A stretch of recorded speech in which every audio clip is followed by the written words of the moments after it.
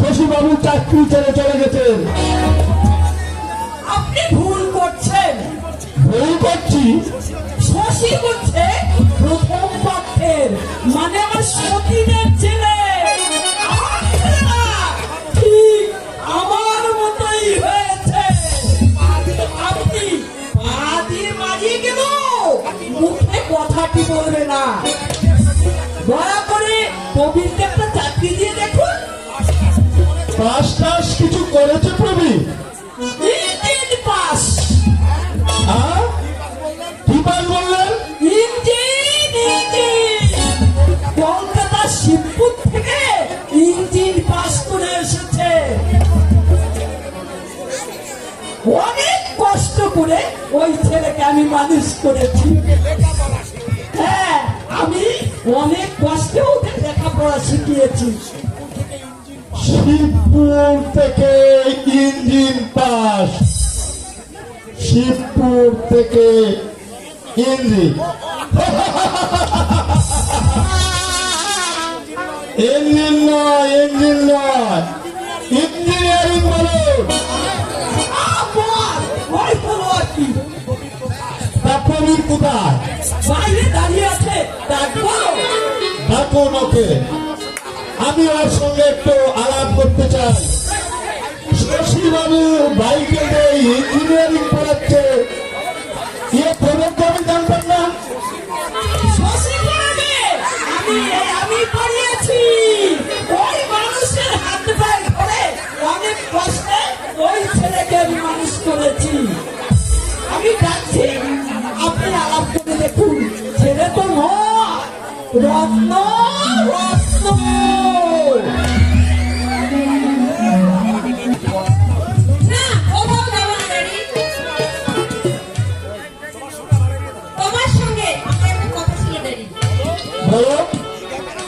আমি দীঘা বেড়াতে যাবো, তুমি কিন্তু একদম অমত করতে পারবে না। আমি তোমার এই ছোট্ট গাড়িটা দিন তিনেকের জন্য আমাকে দিতে হবে। আরে বাসি দিতে না, আমার গা খিনখিন করে। দেখ মামনি, আমি ভেবে দেখলাম তুষারটার সঙ্গে তোর মেলা মেশা না করাই ভালো। কাঞ্চন ভেবে আমি ওকে ধুলো থেকে ঘুরিয়ে নিতাম, কিন্তু এখন দেখছি ওটা একটা সস্তা দামের কাজ। কিন্তু ড্যাডি, ও প্রাপ্তে অযুক্ত দান হলে তারটা গরিতা খুবই পস্তাতে হয়।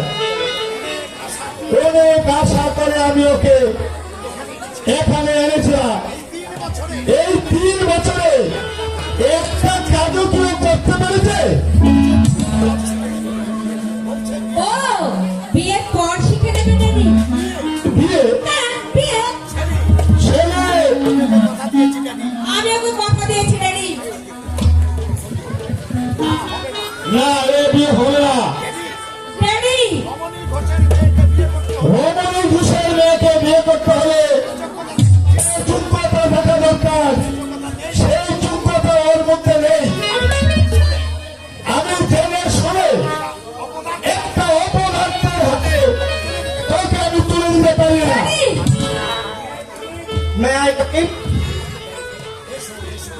এসো এসো, তুমি বোধহয় প্রবীর।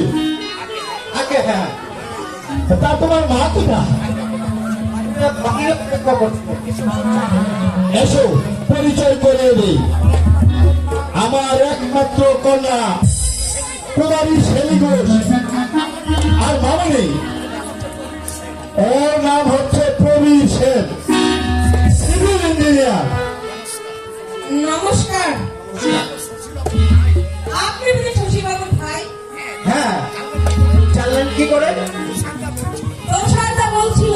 তুষার আমার ফার্মের কর্মচারী। তুষার কাষ্ট বেশ। মামনি, প্রবীরের জন্য একটু চা। না, চা ঝামেলা করতে হবে না। কিচ্ছু ঝামেলা নাই, আপনি একটু বসুন, আমি যাবো। আর